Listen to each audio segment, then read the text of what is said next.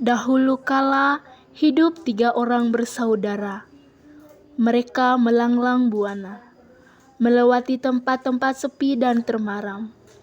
Sampai suatu hari tibalah ketiga bersaudara di tepi sebuah sungai yang lebar dan dalam, sehingga terlalu berbahaya untuk dilewati dengan berjalan kaki ataupun terlalu lebar diseberangi dengan berenang.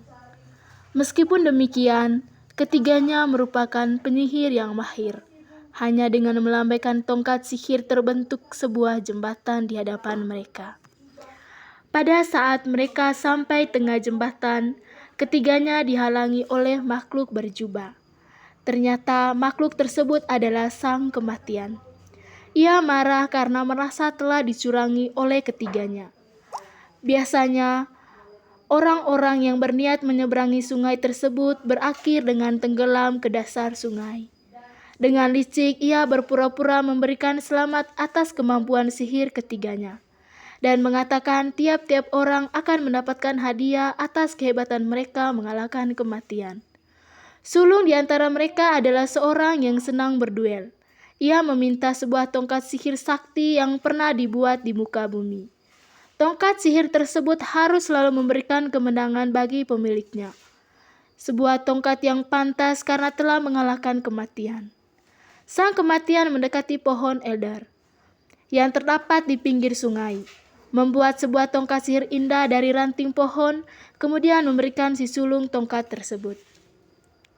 Anak kedua seorang yang sombong, berniat mempermalukan malaikat maut lebih jauh lagi, dan meminta kemampuan untuk menunda kematian.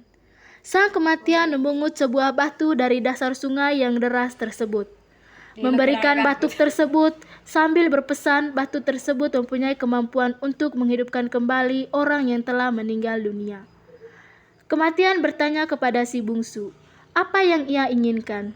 Bungsu dari 3 bersaudara ini adalah seorang yang rendah hati dan bijaksana. Ia tidak percaya dengan niat tulus Sang Kematian. Si bungsu meminta sesuatu yang dapat membuatnya pergi melanjutkan perjalanan tanpa diikuti oleh kematian.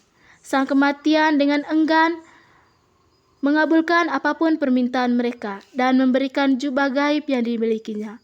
Sang Kematian menyingkir dan mempersilahkan mereka melanjutkan perjalanan. Ketiganya melanjutkan perjalanan sambil memperbincangkan kejadian yang baru mereka alami sambil mengagumi hadiah yang mereka dapat dari kematian. Sampai tiba saatnya, ketiganya harus berpisah melanjutkan tujuan masing-masing. Sulung terus melanjutkan perjalanan lebih dari seminggu sampai akhirnya mendapati desa yang sangat jauh. Mencari seorang yang pernah bertengkar dengannya. Dengan tongkat elder sebagai senjatanya, si sulung tidak akan kalah dalam pertarungan. Membiarkan lawannya yang mati tergeletak begitu saja di atas lantai. Kemudian ia menyewa sebuah losmen. Di sana, si sulung menyombongkan diri bahwa ia tidak mungkin kalah karena tongkat sihir miliknya merupakan hadiah Sang Kematian.